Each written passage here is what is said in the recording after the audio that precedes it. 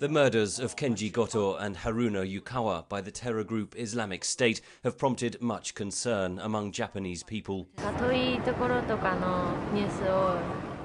It happened in a place far away from Japan, but the victims are Japanese.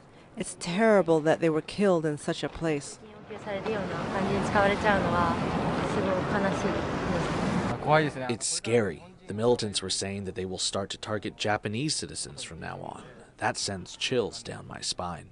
Japan's first challenge is facing the terror threat posed by the Islamic State, says Swenson-Wright, head of the Asia program at policy institute Chatham House. Are they going to retreat into a position of relative isolation in the face of the shock that this execution represents? Or are they going to accept the logic that Japan is inevitably embroiled in international affairs in a way that doesn't allow it to take that low-profile position?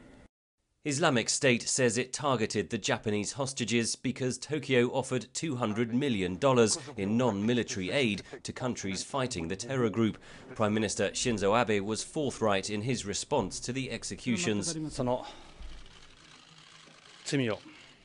We will cooperate with the international community to make them atone for their crimes. Japan will never yield to terrorism. His determination to engage in the fight could be costly, says Professor Koichi Nakano of SOPHIA University in Tokyo. There are people who blame Abe for having brought the crisis in the first place, while there are others who agree with Abe and argue that this is why Japan should do more in the fight against terrorism. Currently, Japan's post-war constitution bars its armed forces from participating in conflicts overseas. In the wake of the beheadings, Prime Minister Abe is seeking changes to allow self-defense forces to rescue Japanese citizens abroad.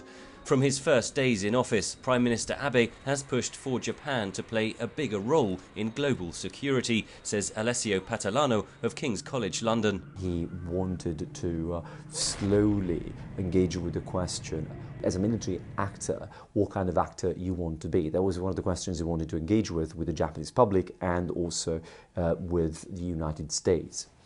Its allies want Japan to strengthen its global capabilities, says Swenson-Wright of Chatham House. The international community expects Japan to demonstrate that on political and strategic issues, it's willing to get engaged. And Mr. Abe, of course, I think is, in terms of his personality, in terms of the people around him, is eager to seize that opportunity. Analysts say many Japanese do not share that eagerness. Henry Ridgwell for VOA News, London.